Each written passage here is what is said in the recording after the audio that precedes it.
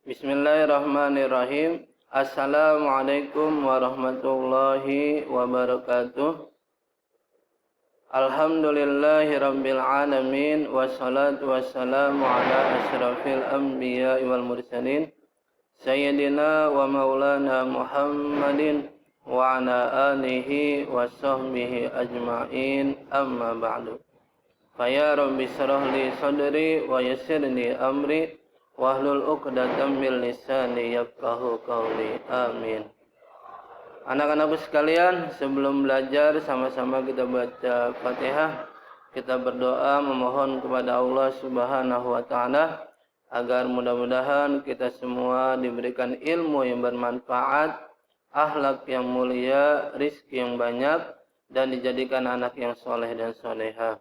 Ala hajiniyah wa la kulli niyatin solehah. Wa hadratin Nabi Muhammadin Mustafa Rasulullah sallallahu alaihi wasallam. Syai'ulillahi kiramil Fatihah.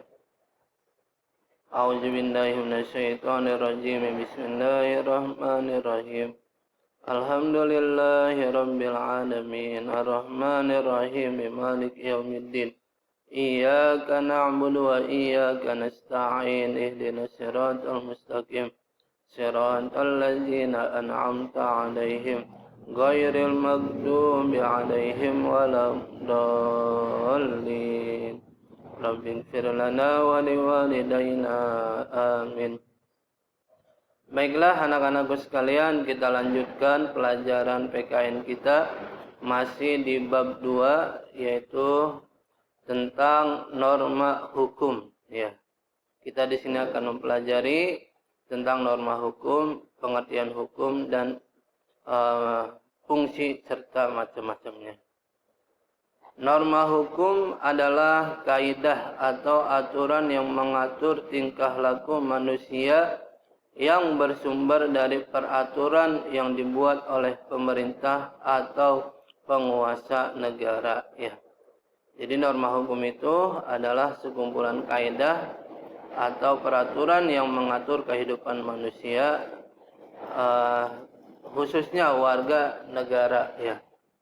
Dan norma hukum ini disahkan atau ditetapkan oleh pemerintah atau penguasa. Pengertian hukum. Pada hakikatnya, hukum adalah kehendak ciptaan manusia yang berupa norma-norma dan merupakan perumusan pendapat tentang bagaimana seseorang bertingkah laku.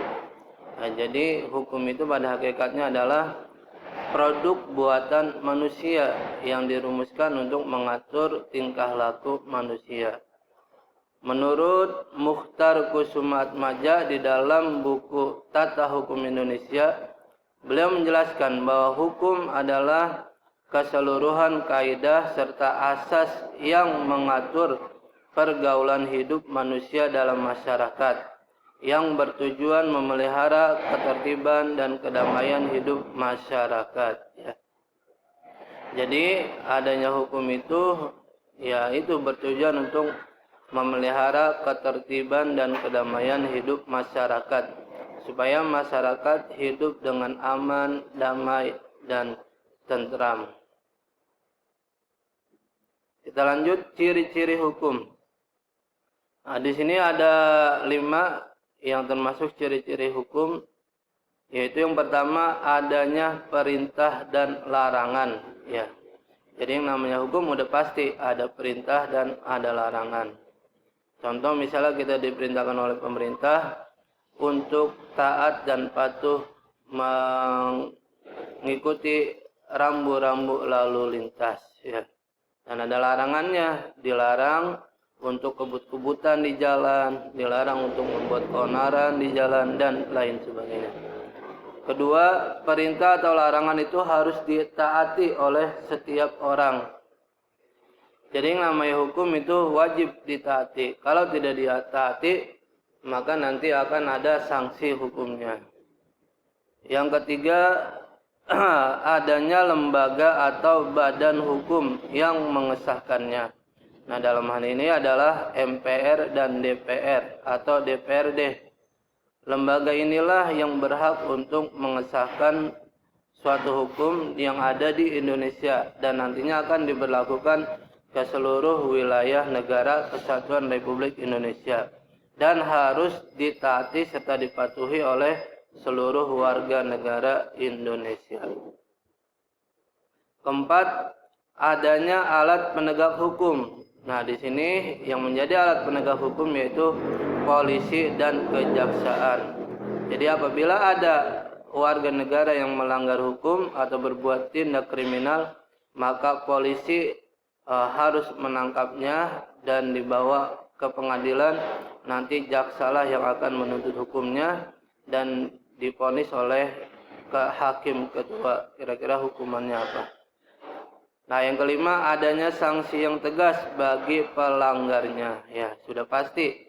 Yang namanya hukum pasti ada sanksi bagi orang yang melanggarnya. Fungsi hukum. Satu, menjamin kepastian hukum dalam bentuk perundang-undangan. Ya. Kedua, menjamin keadilan sosial yang berlaku bagi semua warga masyarakat, baik kalangan pejabat atau rakyat jelata. Jadi fungsi hukum itu menjamin keadilan sosial, ya, karena yang namanya hukum tidak pandang bulu, baik itu pejabat atau rakyat jelata, baik orang miskin atau orang kaya, semuanya sama di mata hukum. Apabila melanggar hukum, maka wajib diproses sesuai ketentuan hukum yang berlaku. Ketiga, menjadi pengayom yang melindungi dan menjaga batin masyarakat dari rasa kekhawatiran dan ketakutan yang dapat mengancam eksistensinya. Ya. Jadi fungsi hukum diantaranya menjadi pengayom yang melindungi masyarakat. Karena kalau tidak ada hukum, nanti masyarakat akan hidup kacau balau. Yang kuat menindas yang lemah, yang kaya memeras yang miskin. Sanksi hukum. Pada hakikatnya, seseorang yang mendapat sanksi atau hukuman dipandang sebagai proses memperbaiki atau pemasyarakatan. Ya, jadi pada hakikatnya sanksi hukum itu ada untuk memperbaiki kehidupan masyarakat supaya masyarakat itu menjadi baik. Makanya kalau ada penjara itu disebut lembaga pemasyarakatan. Hal ini dilakukan bertujuan memperbaiki orang yang dihukum agar menjadi orang yang baik sebelum mereka kembali ke masyarakat. Ya. Jadi pada intinya sanksi hukum itu dibuat untuk menimbulkan efek jera bagi para pelaku kejahatan agar dia tidak mengulangi lagi kejahatan yang pernah dilakukannya. Berdasarkan pasal 10 KUHP, ya, hukum itu bisa terbagi kepada dua bagian. Yang pertama pidana pokok dan yang kedua nanti pidana tambahan. Pidana pokok bisa berupa pidana mati, yaitu hukuman mati. Kalau di Indonesia hukuman matinya dengan cara ditembak jantungnya agar segera mati.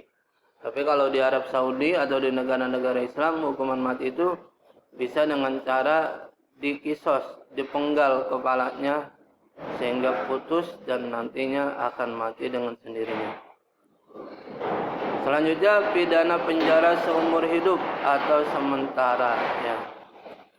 Di penjara sampai seumur hidup bagi pelaku tindak kejahatan yang besar.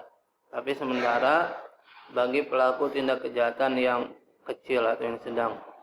Pidana kurungan sekurang-kurangnya 1 hari atau setinggi-tingginya 1 tahun. Nah, ini pun bagi pelaku tindak kriminal yang masih rendah. Misalnya ada seorang pelajar yang tawuran dengan pelajar yang lain, maka itu bisa diterapkan hukuman pidana kurungan sekurang-kurangnya 1 hari dan setinggi-tingginya bisa 1 tahun. Pidana denda sebagai ganti hukuman kurungan. Nah, ini biasanya bagi orang tua yang tidak ingin anaknya dipenjara, akhirnya dengan berbagai cara dia membayar denda kepada aparat penegak hukum agar anaknya itu dibebaskan. Ya, bisa saja hal itu dilakukan kalau memang orang tuanya itu orang kaya.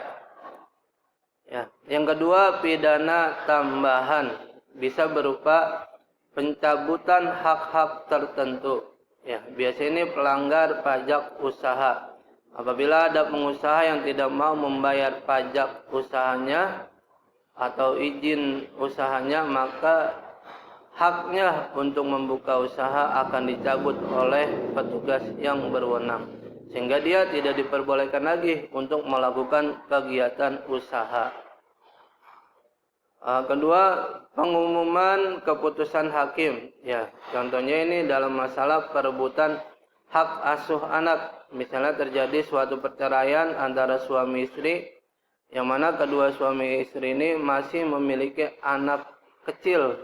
Ya, apa itu anaknya 1 atau 2. Nah, disitulah nanti akan diputuskan oleh hakim siapa yang berhak untuk mengasuh anak tersebut. Apakah ibunya atau ayahnya. Dan biasanya kalau dilihat kalau anaknya itu masih kecil, biasanya hakim memutuskan untuk ibunya yang berhak mengasuhnya. Tapi kalau anak itu sudah besar, maka anak itu boleh dikasih pilihan mau ikut siapa, apa mau ikut ibu atau mau ikut ayahnya. Yang ketiga, penyitaan atau perampasan barang-barang tertentu. Ini biasanya diterapkan bagi pelaku korupsi uang negara. Jadi segala aset kekayaannya akan disita oleh negara dan uang hasil korupsinya harus dikembalikan kepada negara. Sumber hukum, ya, sumber hukum ini terdiri dari 2 bagian. Pertama, sumber hukum material, dan kedua, sumber hukum formal. Sumber hukum material yaitu yang bersumber dari faktor pembentukan hukum, misalnya hubungan sosial, politik, ekonomi, dan letak geografis. Sedangkan sumber hukum formal yaitu yang bersumber dari tempat pengambilan hukum yang disahkan dalam suatu negara, misalnya dari kitab suci atau dari undang-undang dasar suatu negara. Nah, kalau dalam negara Islam itu biasanya sumber hukumnya diambil dari kitab suci yaitu Al-Quran dan hadis. Sedangkan negara-negara sekuler atau negara-negara yang federal biasanya mengambil sumber hukum itu berdasarkan dari undang-undang dasar dari negara tersebut. Ya, baiklah anak-anak sekalian, mungkin hanya ini yang dapat Mister sampaikan. Kurang lebihnya Mister Ahmad mohon maaf. Billahi taufik wal hidayah. Wassalamualaikum warahmatullahi wabarakatuh.